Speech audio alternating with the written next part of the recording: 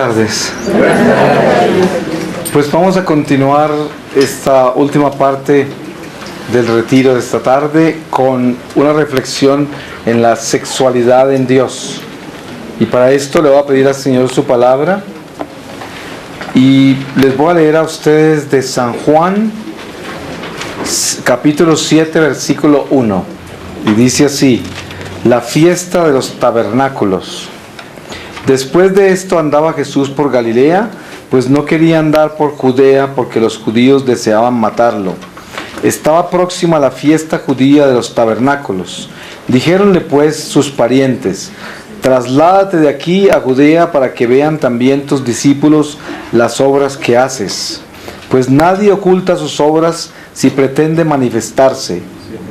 Ya que haces tales cosas, manifiéstate al mundo, porque ni sus parientes creían en él. Jesús le respondió: no ha llegado aún mi tiempo, para vosotros siempre es tiempo oportuno. El mundo no os puede odiar, pero a mí me odia, porque yo doy testimonio de él, de que sus obras son malas. Id vosotros a la fiesta, yo no voy aún a la fiesta, porque mi tiempo no ha llegado todavía. Dicho esto, se quedó en Galilea. Pero después que sus parientes subieron a la fiesta, subió él también, no públicamente, sino en privado.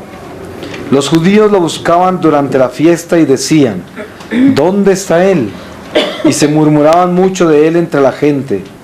Unos decían: es bueno. No, decían otros, sino que engaña al pueblo. Pero nadie hablaba en público de él por miedo a los judíos. A mitad ya de la fiesta subió Jesús al templo y enseñaba en él. Los judíos se admiraban y decían: ¿cómo entiende éste de letras si no ha estudiado? Jesús le respondió: mi doctrina no es mía, sino del que me ha enviado. Si alguno quiere hacer la voluntad de él, reconocerá si esta doctrina viene de Dios o si yo hablo por mi cuenta. El que habla por su cuenta busca su propia gloria, pero el que busca la gloria del que lo envía, ese es veraz y no hay en él injusticia. ¿No os dio a vosotros Moisés la ley y ninguno de vosotros la cumple? ¿Por qué pretendéis matarme? La turba contestó: estás endemoniado. ¿Quién pretende matarte? Respondió Jesús y les dijo: una obra he hecho y todos os admiráis. Moisés os dio la circuncisión. No era de Moisés, sino de los patriarcas. Y vosotros circuncidáis en sábado. Si se circunda en sábado para que no se quebrante la ley de Moisés, ¿os irritáis contra mí porque en sábado he curado a todo el hombre? No juzguéis por las apariencias, sino juzgad con juicio recto. Palabra de Dios. Te alabamos, Señor. La sexualidad en Dios quizás es tal vez uno de los temas menos abarcados y abordados en este tiempo en que vivimos, porque si alguna cosa vivimos nosotros es una sexualidad que no es en Dios y además justificada en Dios sin ser de Él, porque encontramos toda clase de impurezas que son admitidas por gente que aparentemente es de Dios, pero no es así. Para nosotros descubrir primero de qué estamos hablando acá, tenemos que comenzar por el principio, como dicen todas las leyendas y todos los principios de cualquier historia. El principio de la sexualidad, ¿cuál es? Pues es la vida que Dios nos ha dado en este destierro, donde nosotros nos procreamos a través de un evento que nos sujeta a la muerte. Porque la sexualidad nuestra está caída en el pecado original. Y por lo tanto el Señor dijo que naceríamos en un parto de dolor. Cuando nosotros comprendemos la nueva creación en Cristo, nos damos cuenta de la concepción del nuevo Adán que viene del cielo, que es Jesucristo, para reconstruir el Adán que pecó, que cayó. ¿Y qué sucede? Es concebido en el vientre de una virgen por concepción del Espíritu Santo, o sea, que no ha sido tocada por ningún ser humano, por ningún hombre, sino por el Espíritu de Dios. El Espíritu Santo lo concibe a Jesús dentro de ese vientre de la madre, concebido, no creado, como dice la palabra. Entonces, ¿cómo nace el Señor? Nace de la misma manera, no en un parto con dolor. Quizás ustedes vieron el truco tan grande que hubo después de la película de La Pasión. Un grupo protestante de Hollywood produjo una película que se llamó La Natividad, que era prácticamente como algo muy curioso porque era una forma de predicar errores gravísimos. Y en esa película presentan el parto de Jesús, de la Virgen donde nace Jesús con dolor, lo cual es una herejía, porque ¿cómo haber nacido Jesús en un parto de dolor cuando Él es el Mesías que viene a rescatarnos del pecado original? ¿Ustedes se imaginan el error tan horrible que es eso? La herejía tan espantosa, como decir que María tuvo más hijos. Pues solamente un hereje puede alegar eso, nadie más, una persona que perdió la gracia, ¿no? Entonces, ¿qué sucede? Jesús viene y es el Mesías. Si eres el Mesías, ¿por qué se llama Mesías? Porque nos viene a salvar del destierro. ¿Y qué es el destierro? El pecado original, que nos sacaron del paraíso. Y si Él nos viene a recuperar del destierro, Él viene a reconstruir lo que se dañó, o sea, a redimir al Adán que pecó. Y por eso se hace Él el Adán, el nuevo Adán, en el Espíritu. Por eso viene de arriba, del cielo. Viene el Adán del cielo, como dice la palabra, el Espíritu de Dios, que es el nuevo Adán, el Adán del cielo. ¿Cómo puede Adán, el nuevo Adán del cielo, nacer en un parto de dolor? No puede. ¿Cómo puede nacer concebido por un hombre? Tampoco. Porque ese Adán, concebido por un hombre, no, engendrado por un hombre por acción humana, pues la vida la da Dios, por un acto sexual, no puede.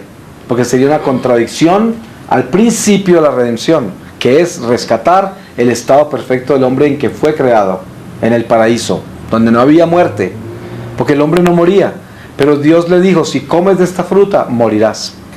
Y comió, y por eso estamos acá, y eso es lo que somos nosotros, en este estado temporal, y podemos quedarnos en la muerte de ese pecado, en una muerte que no termina. Porque miren, les doy un ejemplo, porque se llama muerte que no termina, que humanamente, racionalmente es una contradicción. ¿Cómo no va a terminar una muerte si la muerte es el fin? Pero por esto se llama una muerte que no termina, porque como es espiritual, esta es la experiencia que tengo yo del infierno. Aparezco flotando sobre un abismo. El abismo no tiene fondo. Ustedes saben que cuando uno navega sobre un lago, sobre el mar, sobre un río, uno tiene un sentido de profundidad. No exacto, hay personas que tienen una capacidad increíble de más o menos calcular acertadamente las profundidades, pero uno tiene una idea de que es muy profundo acá, de que es menos profundo allí, de que aquí es muy pando, y de que aquí casi que hay piedra allá al lado, pues está ya tocando fondo. Pero sabe uno que hay fondo. Si se sube a un edificio de 100 pisos, sabe que hay fondo, abajo hasta la tierra. Pero imagínense ustedes flotar sobre un abismo que no tiene fondo, o sea, no tiene fin. Ese es el sentido espiritual del infierno. El alma cae en eso y no deja de caer.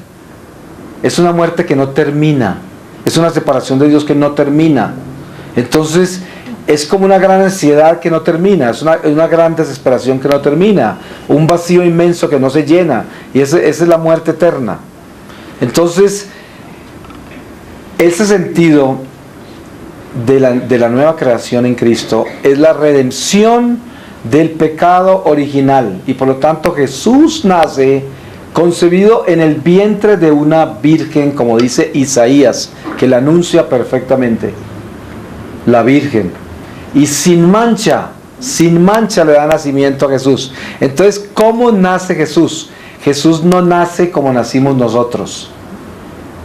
Jesús nació por obra del Espíritu Santo. Él emergió del vientre de la Virgen María por obra sobrenatural y quedó virgen y permaneció virgen. ¿Y por qué razón? Porque ella es construida como la nueva Eva. Si Él es el nuevo Adán, ¿dónde quedó Eva? Si nosotros somos la nueva creación en Cristo nuestro Señor, tiene que tener Adán y Eva, que es el principio de la vida. Entonces, esa nueva creación en Cristo es la respuesta a la sexualidad en Dios. ¿Por qué? Porque la sexualidad en Dios está centrada únicamente en el don de la vida, nada más. Esa es la sexualidad en Dios. ¿Por qué razón vivimos la sexualidad? Y solo se vive en el matrimonio, nada más. Estoy hablando de la sexualidad en Dios, no de otra sexualidad. La sexualidad en Dios solo se vive en el matrimonio, nada más. Nada más. Por lo tanto, todo lo que es sexualidad que no es en Dios. Y usted se preguntaría, entonces, ¿cómo hacen aquellos que nacieron budistas, hinduistas, sintoístas, taoístas, el ateo, el indígena, que nunca hablaron de Dios? ¿Qué pasó con estos? Pues fíjense ustedes, en el misterio de la creación, Dios hace cosas increíbles como esta. Moisés, aterrado de ver que el faraón no cambia, a pesar de todo lo que Dios hace a través de Moisés y de Aarón, las plagas, el agua convertida en sangre, todas las cosas que suceden, y el faraón nada que se ablanda, nada. Y cuando Moisés desesperado le habla al Señor, ¿y esto qué? ¿Cuándo va a cambiar este hombre? ¿Qué pasa? Y el Señor dice, yo endurezco el corazón a quien yo quiera, y se lo hablando a quien yo quiera. El faraón debe ser el faraón para yo glorificarme, para manifestar mi gloria en él. ¿Quién entiende esto? No lo podemos entender. ¿Pero lo vamos a desafiar? No, no podemos tentar a Dios. Por eso murieron tantos miles de personas en el desierto en un solo día por tentar al Señor. No podemos tentarlo y decirle ¿por qué? Sino que debemos en silencio y con humildad guardar el misterio del destierro, calladitos, en silencio. Por eso el ateo se convierte en un vacío, porque desafía a Dios. Dice, no existes. Como no te entiendo, no puede ser posible que existas. Si no te entendiera, eso es lo que la razón dice. Si mi razón no te entiende es porque no existes, porque si eres Dios y eres tan perfecto, ¿cómo es posible que no te entienda?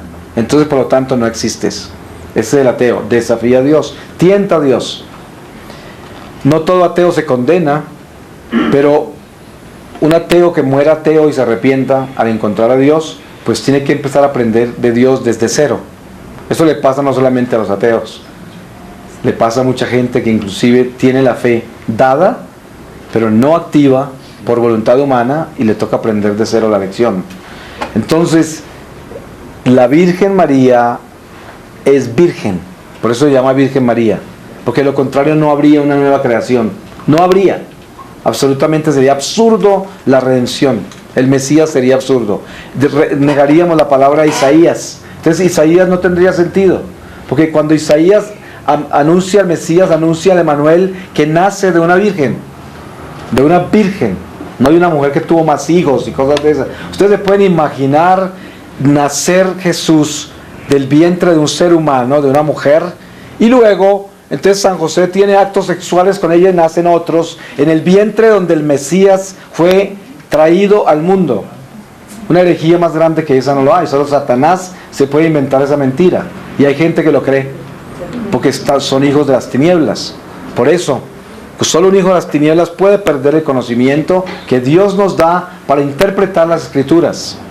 Uno puede leer las Escrituras, uno puede proclamar la palabra de Dios, pero ¿acaso la conoce? Acuérdate que Jesús a los judíos, que eran escribas como Nicodemo, como hablábamos ayer, no entendía nacer otra vez y conocía las Escrituras y hablaba de ellas, las predicaba y la gente se admiraba de lo que sabían los escribas, se admiraban. Hay mucha gente que predica la palabra de Dios, pero no la sabe interpretar porque no tiene la gracia del Espíritu Santo. Aunque lo reclamen, no la tienen. Porque si una persona ha interpretado la palabra de Isaías de que la Virgen tuvo más hijos, cuando Isaías dice que nacerá el Emanuel de una virgen. Entonces, ¿cuál es la contradicción? Si está tan claro escrito en Isaías, dice, nacerá Emanuel de una virgen. Eso quiere decir que quedó virgen. Porque si no, ¿cómo puede nacer de una virgen? Sería una contradicción total. Entonces viene un hereje y dice, pero tuvo más hijos. ¿Y por qué quieren hacer el hereje eso? Porque están atacando es la Eucaristía. ¿Ustedes se imaginan la astucia del diablo? El diablo primero convence al cristiano de que la Virgen tuvo más hijos. ¿Para qué? Para robarse la Eucaristía. Porque después desde ahí saca la razón para decir que Jesús no está vivo en el pan, en ese pan.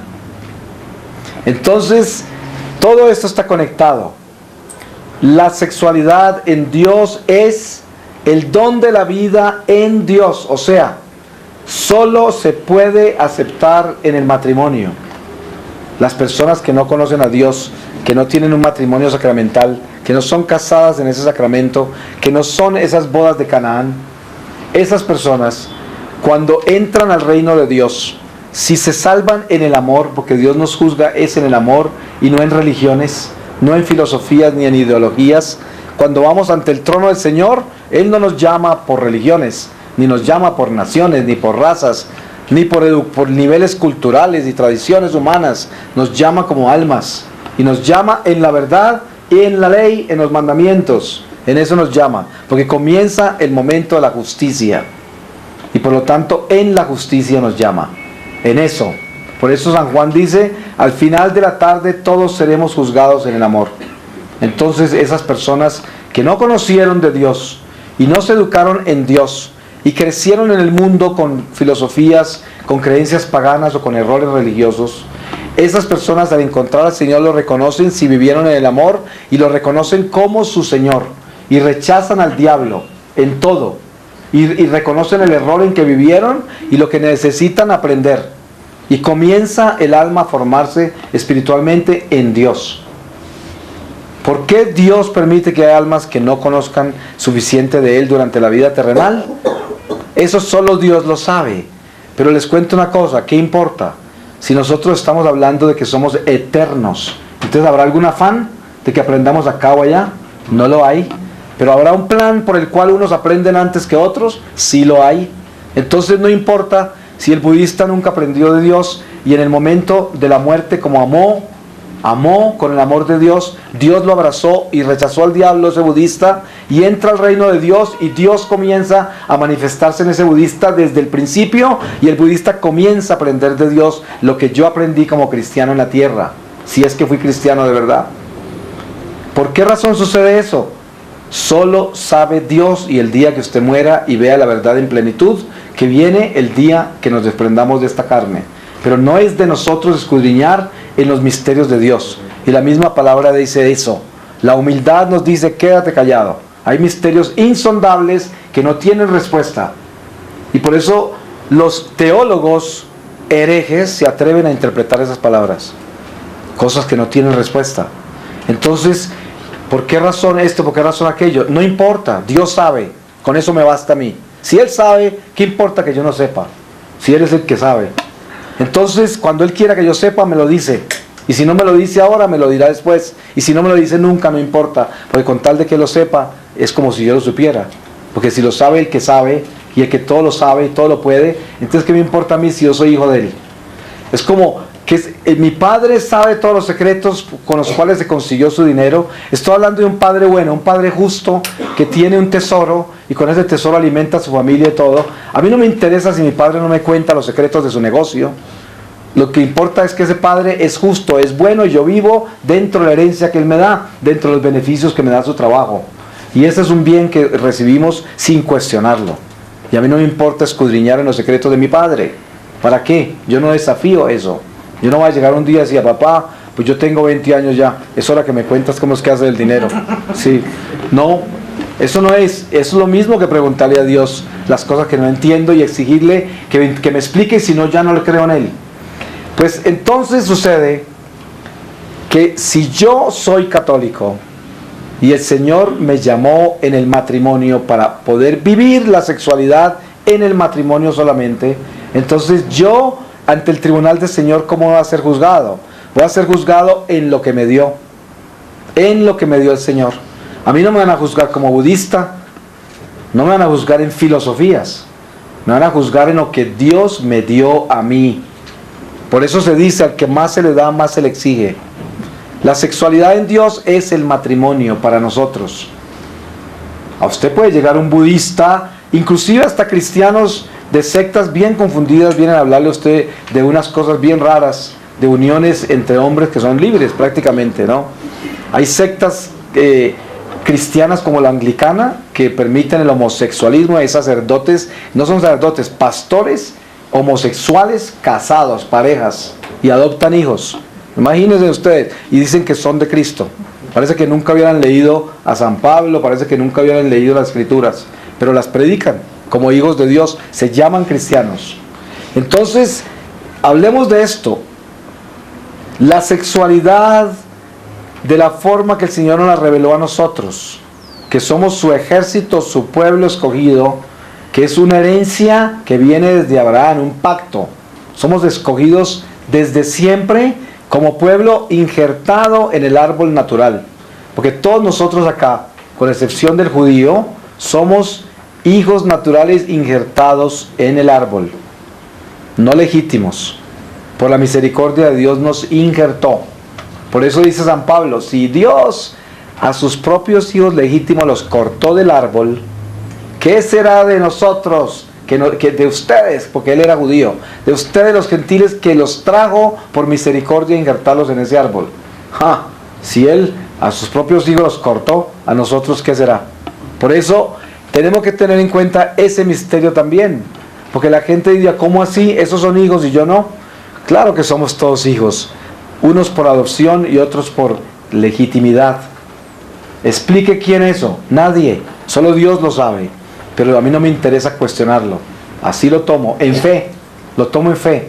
Entonces, si nosotros somos católicos y entendemos que esa verdad se nos fue revelada a nosotros, de que solo en el matrimonio se puede vivir la sexualidad, nada más. Nada más. Entonces, la sexualidad en el matrimonio debe estar abierta a la vida. A la vida. Porque si no está abierta a la vida, es una sexualidad abortiva. Por lo tanto, no es una sexualidad en Dios. Lo que hablaba yo antes del aborto. No se puede planificar la familia. Porque cuando la iglesia enseña a vivir un ritmo orgánico para manejar una vida sexual en obediencia, no está hablando de una planificación, porque es una palabra mal utilizada. Esa palabra no es, a pesar de que algunos sacerdotes usan esa palabra mal utilizada, pero no es planificar, sino es vivir en una disciplina. Es muy diferente eso a planificar. Entonces, el hombre que se casa, el primer compromiso que tiene con ese sacramento es quedar abierto al don de la vida. Porque si no, ¿con quién se casó? Si el sacramento con que lo unió es el sacramento que es Dios mismo, el Espíritu Santo. Cuando usted se casa, el sacramento es una unión entre dos personas en Dios. Porque al final de cuentas, ¿qué es el matrimonio? El matrimonio humano es una preparación para el matrimonio divino, que es el alma que se casa con su esposo, que es el Cordero Divino, el banquete, la boda celestial al final de la vida. Al final de la vida, el alma, que no es hombre ni mujer, se casa con el Cordero, que es nuestro esposo. Y eso hay que entenderlo bien. Por esa razón, todo lo que hacemos en la tierra es una preparación para casarnos con el Señor. Cuando usted muere y sale de este cuerpo, no es hombre ni mujer, es un alma. Y el alma no tiene sexo.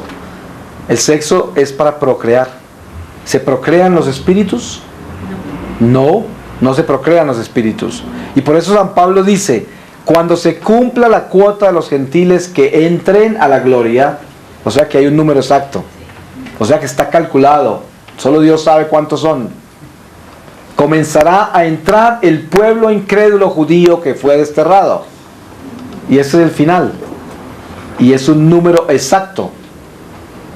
Todo este cristianismo que perdió la interpretación de las Escrituras, hay sectas que hablan que son 144,000 y llegan a ese estado de ignorancia, porque en el Apocalipsis se hablan de números, pero son números que tienen una numerología divina, no humana. Dios no cuenta los días como los contamos nosotros. Mire que Jesús decía, antes de que pase esta generación, todas estas cosas sucederán y yo regresaré. Esta generación, una hablaba. ¿Cuántas generaciones en nuestra numerología humana han pasado después de que Jesús dijo eso? Cientos. Por eso los números de Dios no son los números nuestros. Entonces, ¿cómo puede ser usted de absurdamente ignorante que va a hablar de los 144,000 como si fueran 144,000? No lo son. Los 7 días de la creación, ¿ustedes creen que fueron 7 días naturales? No. Dios creó primero a los ángeles y después a nosotros. Claro, eso fue el lunes creó a los ángeles y el jueves a nosotros, o el viernes. Uno no puede ser así de torpe, ¿sí ves? Pero hay gente que lo interpreta así. Por eso las escrituras no son eso.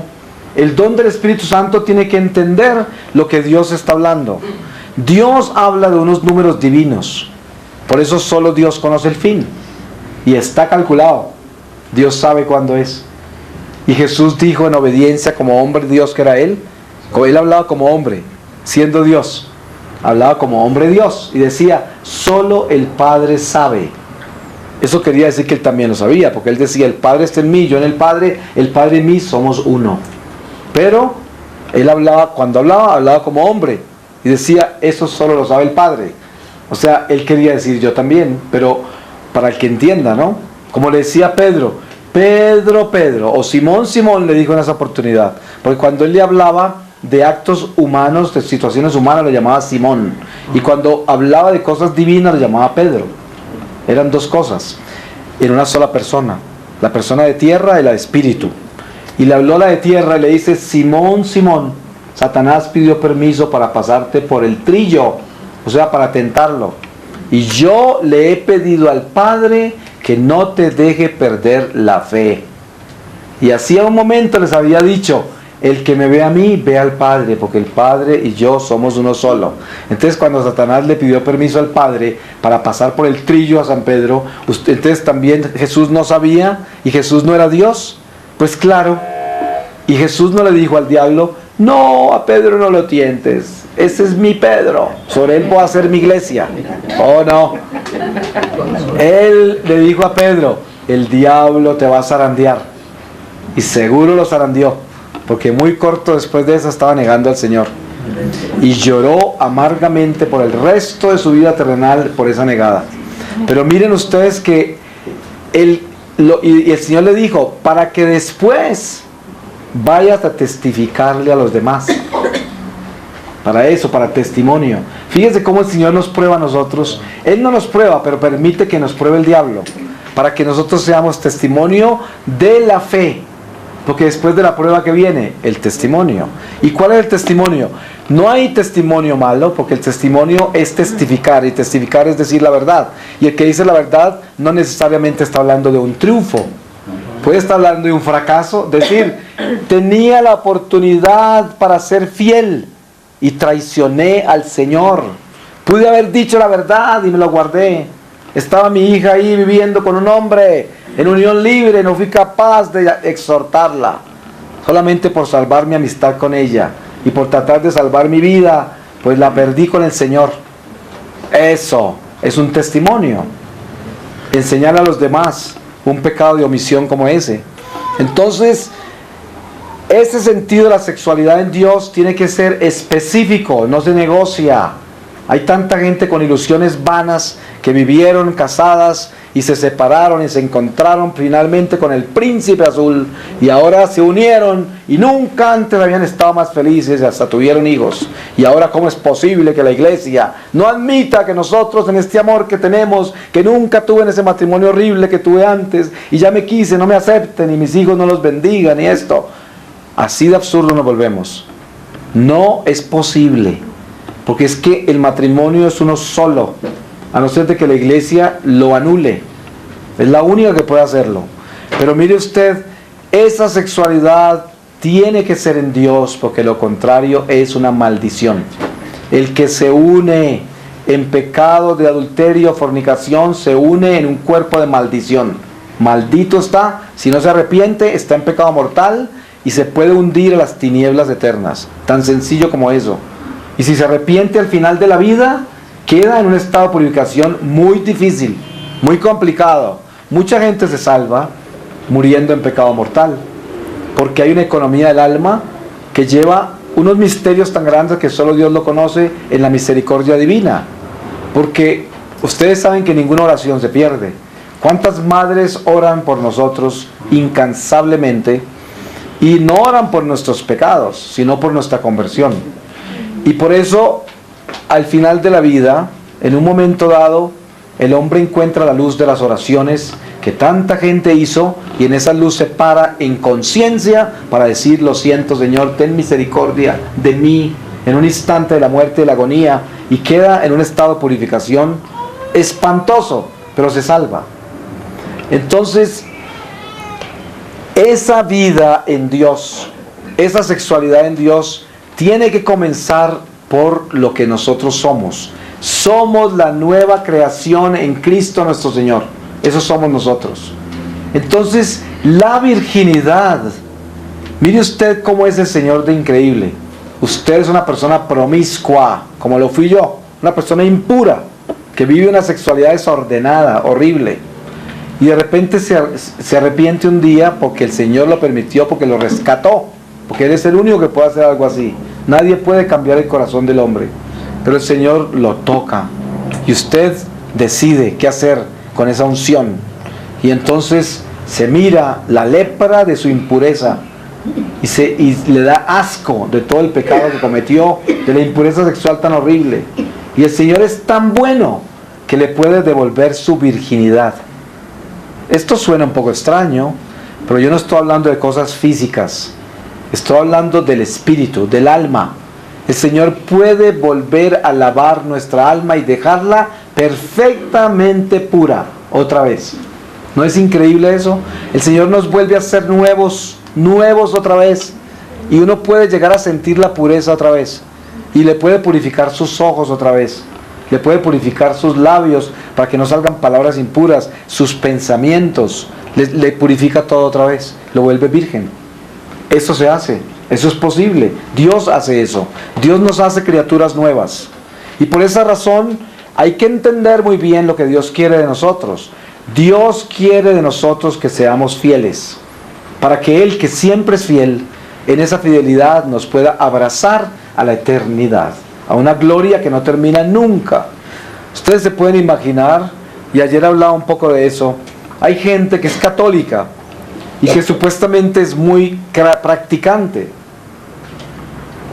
y de repente se le muere un ser querido, y empieza a preguntar: ¿será que uno se encuentra otra vez con los seres queridos? ¿Será que el Señor nos va a volver a reunir? Como si nunca hubiera leído el catecismo, como si nunca hubiera entendido que no morimos si morimos en Dios, que estaremos siempre juntos, que seremos una sola familia, que ya no seremos tío, ni sobrino, ni hermano, ni primo, sino que seremos hijos de Dios, uno solo, en una sola familia. Eso es, y no se nos puede olvidar. Nunca nos separaremos. Es lo más maravilloso que hay, porque nunca terminará nuestra jornada. Siempre estaremos navegando hacia Dios, descubriéndolo permanentemente, porque Dios nunca termina, nunca. Y Jesús nos dice en un pasaje muy claro, donde dice el Señor en Corintios, a través de San Pablo, nos dice, y en una parte dice que juzgaremos a los ángeles, en Corintios. Luego el Señor en otro pasaje nos dice, Él está siendo tentado por los saduceos sobre la resurrección, porque los saduceos no creían en eso, no creían en la vida que seguían, en la vida espiritual no creían. Los fariseos sí, los saduceos no. Entonces hablan de esa mujer que se casó con 7 hermanos y no tuvieron hijos, y luego se murió ella. ¿De quién iba a ser esposa en la resurrección? En burla, ¿no? Lo hacían. ¿Y de con quién se va a casar entonces, no? Si van a resucitar. Entonces esto sigue, ¿no? Esta familia sigue. Y Jesús dice, no entendéis las escrituras. Es que seréis como ángeles, así dijo. ¿Y los ángeles qué? Los ángeles no son ni hombre ni mujer. No tienen una relación de carne, una relación de sangre y carne. Es una relación espiritual. Cuando ustedes oyen testimonios de las personas que dicen que estuvieron al borde de la muerte, veían al final de un túnel las caras de los parientes y cosas de esas, esto es lo que el Señor me ha mostrado de eso. Primero, el túnel es el cuerpo humano. Y cuando el túnel continúa, porque es muy larga la experiencia de ese momento de cercano a la muerte, la oscuridad que sigue es el vientre de la tierra mismo, que es oscuro todo, pura oscuridad. Y lo que se ve al final es el mundo espiritual, no necesariamente el cielo, sino el mundo espiritual. Cuando se ven personas conocidas, ¿por qué es? Porque el hombre que está todavía dentro de la carne, y en el momento de la muerte, en la agonía, Dios permite que el hombre pueda todavía tener una seguridad en las cosas que conoce. Entonces se le manifiesta lo que era su madre, lo que era su tío, lo que era su hermano, que ya pasó a la gloria de Dios o pasó a la vida espiritual, se le manifiesta como tal. Pero en la transición, cuando el alma ya entra en la plenitud del espíritu, descubre que no es mi mamá, ni mi tío, ni mi hermano ya, sino que son mis hermanos, espíritus en la familia de Dios, y termina relación de carne y sangre, pero quedamos en un estado superior. ¿Y cuál es el estado superior? El estado superior son las cosas buenas de nosotros. Ustedes se dan cuenta, un padre y un hijo, ¿cuál es el estado inferior de esos dos? Cuando están peleando, cuando el hijo está desobedeciendo o el padre está siendo injusto con el hijo y tienen estas desavenencias y todo, es un estado inferior, un estado humano de la carne, un estado emocional, cosas de la carne, inferiores. ¿Cuál es el estado superior? El estado superior es cuando padre e hijo, madre e hijo, o esposa y esposa están en armonía y se aman, se ríen, tienen sentido del humor a las cosas de la vida porque tienen el gozo de Dios en el corazón. Nadie los ofende, nadie les quita el gozo porque están en esa espiritualidad santa de Dios. Ese es un estado superior. Eso es lo que queda de la relación entre nosotros. La armonía, el amor, la caridad, todo eso queda vivo y nunca se va. Entonces, si usted me ve, si nosotros nos encontramos en la gloria de Dios un día, como nos vamos a encontrar, y eso le pedimos al Señor, que todos nosotros podamos estar juntos en la gloria de Dios, porque ya nos vimos, ya el Señor nos unió y nos presentó a cada uno de nosotros, ya nos miramos entre nosotros, y si nosotros continuamos por este camino, no nos vamos a perder de vista. Y un día nos encontramos, ¿y quién voy a ser yo? La misma persona, pero en mi estado superior. ¿Y cuál es mi estado superior? El amor. Todo lo bueno mío es lo único que van a ver.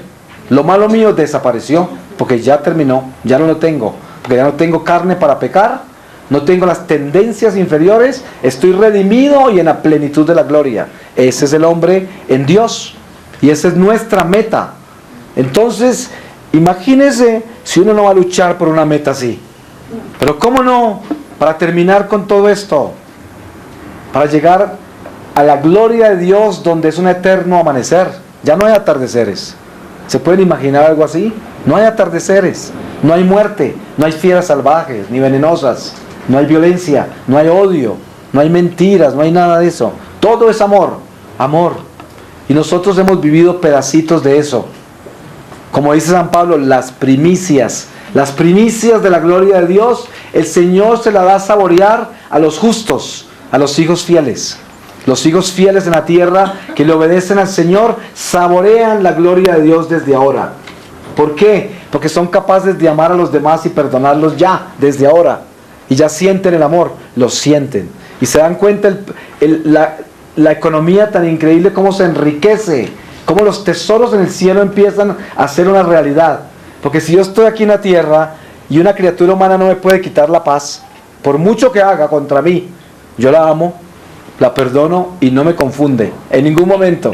Es que ya estoy saboreando la gloria de Dios. Ya estoy entrando en el estado superior, que es el estado del Espíritu.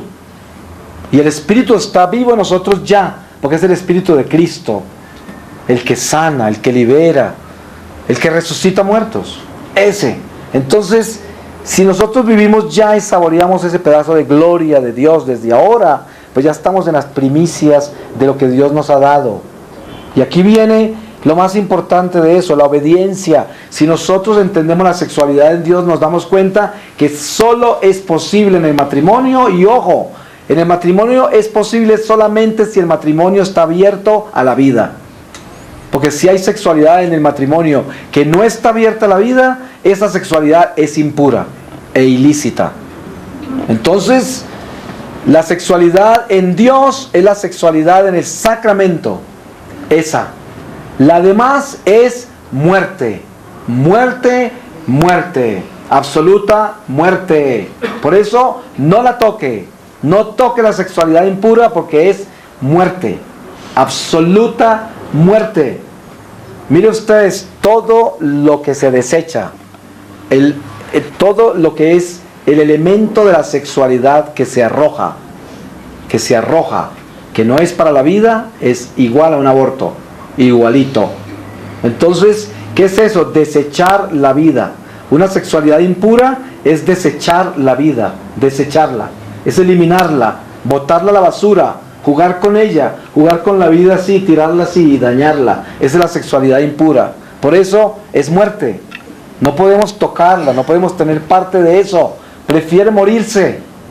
Si usted tiene tendencias a la impureza sexual, dígale al Señor, elimíname mis órganos sexuales o elimíname a mí, porque prefiero morirme que pecar así. Es lo más inmundo que hay. No hay nada igual, absolutamente nada. Y por eso la sexualidad en Dios debe ser esa radicalidad. Y les cuento algo, y este no es un secreto. Es la lucha más difícil del ser humano. ¿Por qué? Porque es la que produce el más grande tesoro. El dinero más abundante en el cielo es el de la pureza. Eso es una cuenta bancaria gordita, bien gordita. Porque la pureza es la cuna de la caridad. La pureza es la almohada, el colchón, la cuna de la caridad. Sin pureza no hay caridad. No existe. No es posible que haya caridad en el corazón de un hombre si no es puro. Entonces usted dirá, ay Dios mío, ¿cómo me falta? Pues claro, porque la pureza es la salvación. ¿Y cuánto nos falta? No hemos llegado todavía. Entonces no pretendamos eso. Hay gente que se desanima cuando escucha palabras así. Y dice, ¿qué será de mí? Quedé en ceros. ¡Qué bueno! ¡Qué bueno! Para que no siga ilusionado. Porque usted creía que ya iba en 9, ¿cierto? Y el Señor viene y le dice, ¿cuál 9? Estás en 0. Ese es un regalo. Hay que darle gracias a Dios cuando Él nos muestra que somos pecadores. Y que estamos todavía biches. Y que no hemos ni empezado. ¡Gloria a Dios! Para que no nos engañemos más. Para que empecemos de 0. Ustedes saben por qué estamos vivos todavía aquí en la tierra, porque el Señor todavía quiere que aprendamos la lección, y si no ya nos hubiera llevado. Porque mire, Él nos repite la lección todos los días, 1000 veces y 1000 veces la misma, para que nos aseguremos de aprenderla. Por eso el día que un ser humano finalmente entiende qué está haciendo acá, ese día hay fiesta en el cielo de verdad. Ustedes saben que la gente no entiende muy bien cuando se dice hay más fiesta en el cielo por un pecador arrepentido, ¿cierto? Estas palabras son muy comunes, pero ¿qué quiere decir eso? ¿Qué es un pecador arrepentido?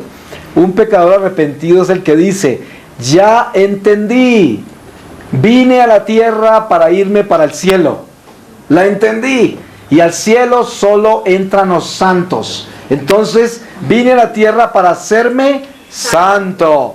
Todo el cielo se alegra. Y ahí sí bajan los ángeles con trompetas. ¡Finalmente! ¡Entendió! ¿Cierto? Lo demás, ustedes se dan cuenta, eso es, porque fíjense ustedes, la religiosidad. ¿Cuál es el engaño de la religión? El engaño de la religión es una religión diseñada para navegar por la tierra. Un engaño total.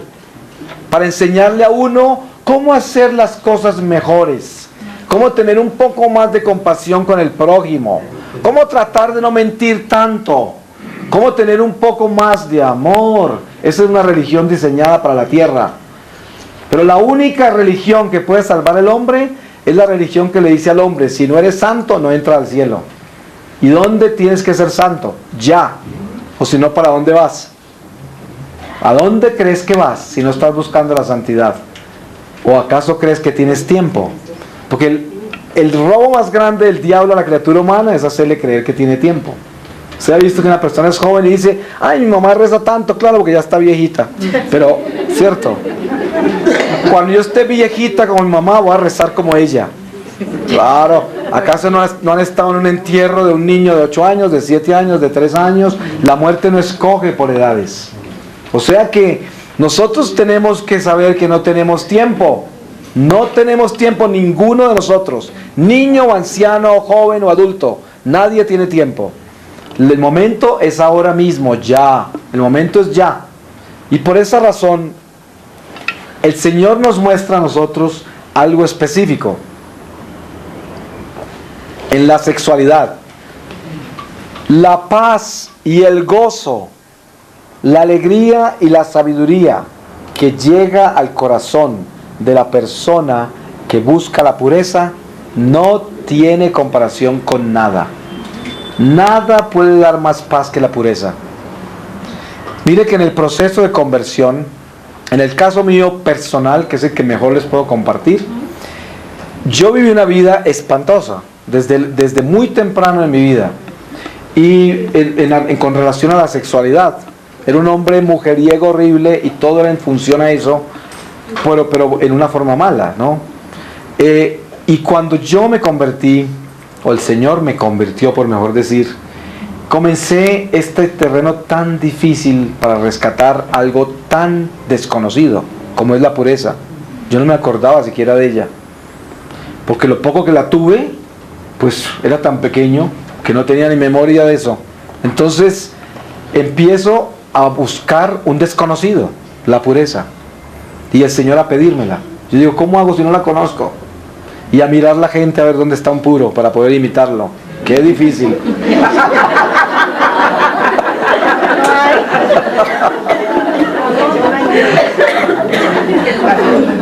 ¡Qué cosa tan difícil! Y entonces yo le imploraba al Señor, a los pies de Santísimo: Señor, muéstramela. ¿Dónde está? Y cuando el Señor empezó a mostrármela, me la empezó a mostrar fue en el arrepentimiento. La pureza está en un acto de contrición perfecto. En eso está la pureza. Él me decía, la pureza está en decir, no lo quiero volver a hacer nunca. Nunca más. Prefiero morirme antes que pecar otra vez. Esa es la pureza. La pureza es el verdadero arrepentimiento sincero. Un acto de contrición total. Esa es la pureza. Y yo dije, finalmente. Porque yo no puedo cambiar, yo no puedo quitarle las rayas al tigre. No puedo. Yo no puedo cambiar lo que hice. Ya lo hice. Yo no puedo cambiar todas las huellas que hay en mi carne de todo el mal que hice. Yo no puedo. Pero una cosa sí puedo, y es arrepentirme. Y arrepentirme profundamente, que me duela. Implorarle al Señor que me transforme y que nunca más me deje ser impuro y que nunca más vuelva a caer yo en esos pecados tan horribles. Y ese es un acto de pureza, y es el nacimiento de la pureza en el corazón, un acto de contrición perfecto. Eso es pureza. Y entre más se mantenga usted en esa contrición todos los días, y todos los días le implora al Señor a levantarse.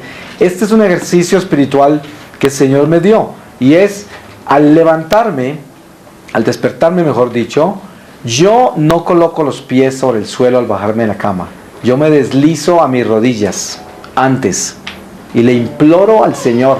Le digo, Señor, ten misericordia de mí. Le doy gracias por el don de la vida y le pido al Señor que me ate. Le digo, Señor, ¿quién sabe en qué andaré yo hoy? Seguramente que en nada bueno. Ten misericordia de mí. Ayúdame a vivir en ti. Esa es mi plegaria todos los días. Me declaro culpable desde por la mañana. Ustedes han visto gente que se levanta toda santica. ¿La han visto? Caminan como santicos. Y encima de todo andan con lupas mirando los pecados a todos los demás, que son santos ya. Esos son la carnada del demonio total. Porque eso los coge el diablo, los trilla en cualquier esquina. Por eso uno tiene que levantarse es al acto de contrición, a reconocerse como pecador y reconocerse capaz de hacer las cosas más espantosas en ese día, sin importar lo que usted es y tan santo que se crea. No, nunca se crea seguro, nunca, jamás. Levántese, nunca confíe en sí mismo. Levántese. Si usted aprende a humillarse desde que se levanta, podrá perdonar todo el día. Porque el que se humilla cuando se levanta, no le importa que le humillen después. Pero mire que el que se levanta muy paradito en sus deditos y va corriendo al baño a ver si le salió una cana más, se la arrugó más, ¿cierto? Ese, el primero que le hable mal, El primero que le hable un poquito raro, a ese le grita, porque no sabe humillarse y mucho menos que lo humillen, ¿cierto? Y ahí peca, ahí cayó, ahí perdió el día. Por esa razón hay que humillarse para poder ser humillado. Porque si uno no se humilla, no resiste la humillación. ¿Y qué es lo único que nos purifica en la vida a nosotros? Ser humillados. Eso es. Cuando usted lo humillen, dele gracias a Dios inmediatamente. Cuando una persona no está de acuerdo con usted, mírelo con una alegría y diga: gracias por contradecirme. Gracias. Claro. Sí, eso es. Esa es la sexualidad en Dios. Claro. Porque mire usted que lo contrario sería absolutamente contra Dios, ¿o no? Si es lo que dice Dios, voltea la otra mejilla. ¿Qué quiere decir eso? Precisamente eso. Si uno no sabe humillarse, no puede resistir humillaciones. No puede. Si uno no se arrodilla a pedir perdón, no puede perdonarle a nadie. A nadie. Y por eso ese ejercicio espiritual lo hago todos los días. Me deslizo en mis rodillas y me humillo ante el Señor. Y le digo: soy el peor. Y yo sé, mira todo el mal que hice. Estoy aquí haciendo cosas buenas porque tú me lo permites, no porque yo pueda hacerlas. Yo haría las peores de todas. Sería el peor del mundo como lo fui. Pero hoy, por misericordia, Él no las hago, porque me tiene amarrado, porque yo le pedí. Mire que cuando yo descubrí y entré en mi conversión, descubrí el libre albedrío que ni siquiera sabía que existía, porque toda la vida viví como una cabra loca. Entonces, y cuando me dijeron libre albedrío, yo decía: pues ¿cómo así? ¿Acaso no somos libres? Entonces dije: no, es que eso es algo que Dios nos dio. Y yo dije: qué tan sospechoso esto, ¿cómo así que nos lo dio? Voy a averiguar qué es esto. Y cuando me puse a averiguar qué era libre albedrío, yo le estaba pidiendo a mi ángel guardián que me lo mostrara. Que me lo mostrara y me lo mostrara. Y un día me lo mostró. Y me lo mostró así. Me lo mostró en el pecado original. El hombre, Dios le da instrucciones cuando lo creó y le dijo: bueno, aquí van a vivir, yo voy a estar con ustedes todos los días. Y por ahí se paseaba con ellos y todo. De esto no comen, de esto no hacen, esto no hacen tal. Y el hombre no obedeció. Entonces, cuando no obedeció, Dios les dijo: bueno, entonces ahora se van y hagan lo que quieran. Y les dio la libertad, el libre albedrío. Entonces, cuando yo descubrí qué era el libre albedrío, que los teólogos, todos modernos, hablan del don que es el libre albedrío. Entonces yo le dije al Señor: tú me diste la libertad. Y yo vine acá hoy, esta mañana, a entregártela. Amárrame. Eso le dije al Señor: amárrame. Yo no quiero mi voluntad, sino la tuya, nada más. Porque tú eres el único que sabe. Yo no sé nada. Y toda mi vida hice lo contrario a lo que tú quieres de mí. Entonces no quiero más libertad. No quiero libre albedrío. Te lo devuelvo. Amárrame. Y todos los días trato de detectarme yo donde estoy muy libre. ¿Cierto? Digo yo: amárrame. Amárrame aquí, amárrame allá. Porque me estoy soltando. Eso. Mire que esta naturaleza humana hay que llevarla con riendas. Hágase de cuenta que es un caballito con riendas y móntela como un jinete. Usted sabe que este caballito, que si usted la suelta un poquito, ¿para dónde se va? A mascar al suelo, a comer. Es el caballo, ¿sí o no? Oh, siempre. Entonces hay que tenerla así, llevarlo con la rienda puesta. Cuando es tiempo de comer, lo desencilla, le quita todas las riendas a comer y párese al lado para que no coma mucho. Se le engorda. Sí. Se le engorda la bestia. Sí. Entonces, o se le indigesta. Se le indigesta. Entonces, ese es el sentido. Por esa razón, nosotros tenemos que tener una realidad espiritual estricta de lo que es esa disciplina. Y miren ustedes lo importante que es descubrir esa sexualidad en Dios en la verdad y no negociarla. Acuérdense ustedes, cuando una persona se le acerca a usted y trae una intención sexual impura, corra a esconderse, escóndase. Es el mismo demonio ¿Quién más quiere pervertir un cuerpo humano? ¿Quién más quiere disfrutar una criatura con inmundicia, con impureza? Yo fui hijo del demonio casi toda mi vida. Y eso es lo que hice, disfrutarme las criaturas, saboreármelas como un monstruo del infierno. Eso es lo que hice. Esa es la sexualidad impura. Cuando la gente mira con esos ojos impuros y cuando tienen los deseos impuros, y a todos nos pasa, porque eso circula por dentro de nosotros, porque esa es la savia del mal, y por dentro de nosotros pasa la savia del bien y del mal. Por eso cuando está la del mal, uno tiene que quedarse tieso ahí y dejarla que pase. Es como... Pero quieto, no haga nada, no se mueva, no se mueva. No se mueva. Y pasa, pasa porque pasa. Y usted siente de todo, porque es que lo empuja y esto, y actúa y se manifiesta físicamente y de todo. Pero usted no haga nada, no haga nada, déjelo pasar. Pero por eso es importante, que uno le huya a eso, porque es el monstruo más grande y el peligro más grande para nuestra vida. Esa impureza sexual, la sexualidad que no está en Dios es un monstruo que se come la vida, lo destruye, es un aborto, es un asesinato, es algo horrible, es una ofensa a Dios como ninguna.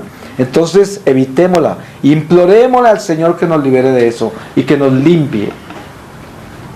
Este tema es infinito, nunca terminaríamos, pero le voy a pedir al Señor que nos consagre este tema y nos lo consagre en su palabra. Y les voy a leer de la carta a los Hebreos en el capítulo 3 versículo 7, y dice: perseverad en la fe de Cristo, por lo cual dice el Espíritu Santo: si hoy oyereis su voz, no querráis endurecer vuestros corazones, como sucedió cuando el pueblo estaba en el desierto, en el lugar llamado contradicción y murmuración, en donde vuestros padres me tentaron, queriendo hacer prueba de mi poder, y en donde vieron las cosas grandes que hice. Yo sobrellevé a aquel pueblo con pena y disgusto por espacio de 40 años, y dije: este pueblo sigue siempre los extravíos de su corazón, él no conoce mis caminos. Y así, airado, he jurado que no entrarán en el lugar de mi descanso. Mirad pues, hermanos, no haya en alguno de vosotros corazón maleado de incredulidad hasta abandonar al Dios vivo. Antes amonestaos todos los días los unos a los otros, mientras dura el día que se apellida de hoy, a fin de que ninguno de vosotros llegue a endurecerse con el engañoso atractivo del pecado, puesto que venimos a ser participantes de Cristo, con tal que conservemos inviolablemente hasta el fin el principio del nuevo ser suyo que ha puesto en nosotros. Mientras que se nos dice: si hoy oyereis su voz, no endurezcáis vuestros corazones como los israelitas en el tiempo de aquella provocación, pues algunos de los que la habían oído irritaron al Señor, aunque no todos aquellos que salieron de Egipto por medio de Moisés. Mas ¿contra quiénes estuvo irritado el Señor por espacio de 40 años? ¿No fue contra los que pecaron, cuyos cadáveres quedaron tendidos en el desierto? ¿Y a quienes juró, sino aquellos que fueron incrédulos? En efecto, vemos que no pudieron entrar por causa de la incredulidad.